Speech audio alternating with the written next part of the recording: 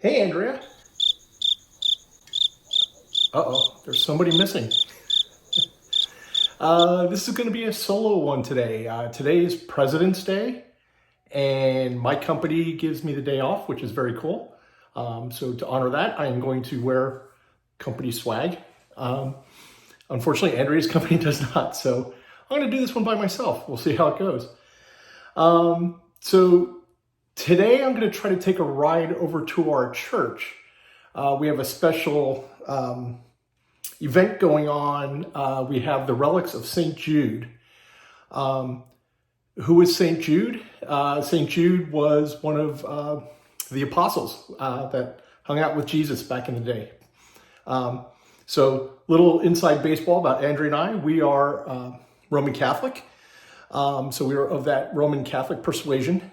And we go to a church here in Bluffton, South Carolina, called St. Gregory the Great. So that's where I'm going to be headed here in a couple minutes. But a couple of things before I go. So the Catholic Church classifies relics of saints in three ways. So there is the first class relic, which is an actual object of the saint themselves, body parts, hair, the true cross, pieces of the true cross are also considered to be first class relics.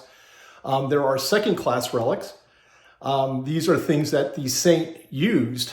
So this, it might be diaries or rosaries or pens, pencils, things like that. So that would be a second class relic. And then a third class relic is something that is touched to a first class relic. So if you take a rosary and you touch it to a body part of a saint, that becomes a third class relic. Couple quick notes on saints, and I'm not going to go too deep into the religion aspect here, but saints within the Catholic Church, saints are those that we believe have made it to heaven. So you'll hear about saint feast days of the saints. We just had one a couple days ago, St. Valentine's Day, the 14th of February. That is a feast day of the saints, but they're throughout the calendar. But not all saints have feast days like recognized on the calendar, but basically a saint is anyone who has made it to heaven. So there could be obviously people that we have known in our lives who have made it to heaven, and they are considered saints because that's where they are. Now we don't know that they're there. And there's this whole concept of purgatory, which is a whole nother conversation, which I'm not going to get into here in terms of how one actually makes it to heaven in the Catholic belief. All that being said, there is one thing I do want to clear up. Catholics do not worship saints or relics or things of that nature. It's not a worship. It's not adoration of basically praise worthy of God. When it comes to things like saints and relics, what we do, there's veneration. And so veneration is giving glory and honor to the individuals and praying for intercessions. Since they are saints, they are in heaven and they are with God. We can pray to them and ask for intercession, ask for their intercession with God for things that are within our needs here on earth. So obviously we pray for many different things, but we're not praying. We're not worshiping the saints. So the saint that I'm hoping to see the relics of today is St. Jude, often called the saint of impossible or lost causes.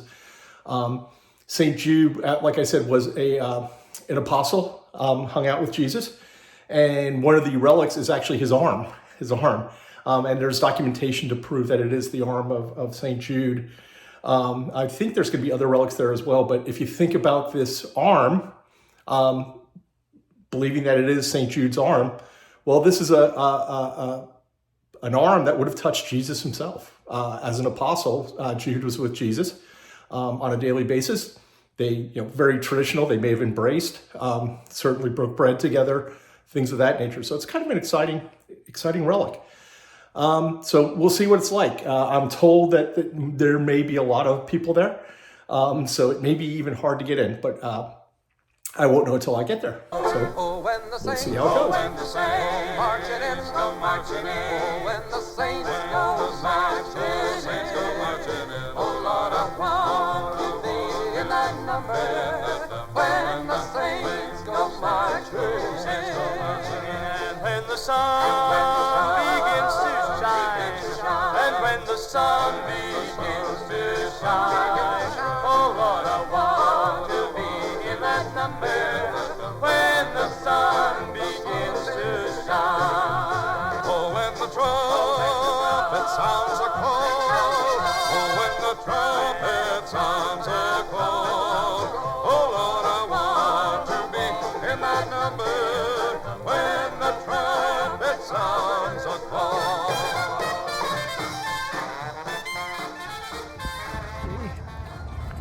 We'll see what's going on here.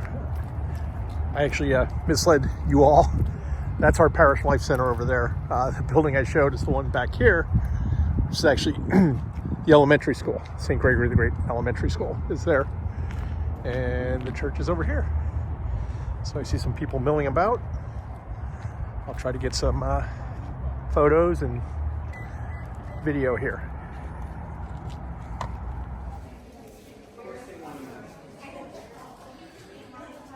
So this is our church sanctuary here. I'm going to try to be quiet because you just saw the sign. We're supposed to observe silence. So I'm going to try to be as quiet as possible, but we're going to try to get some pictures and video here.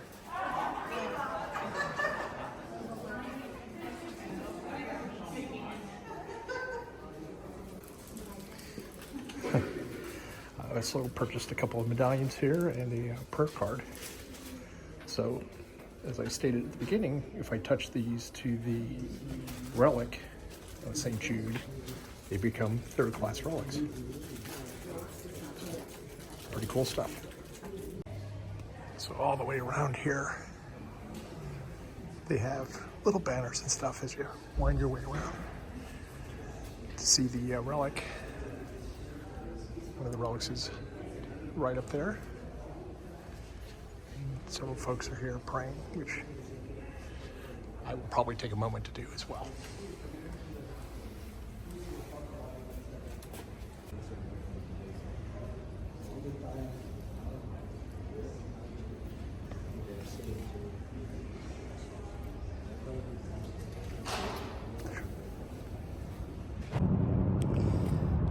Well, that was pretty interesting, pretty cool.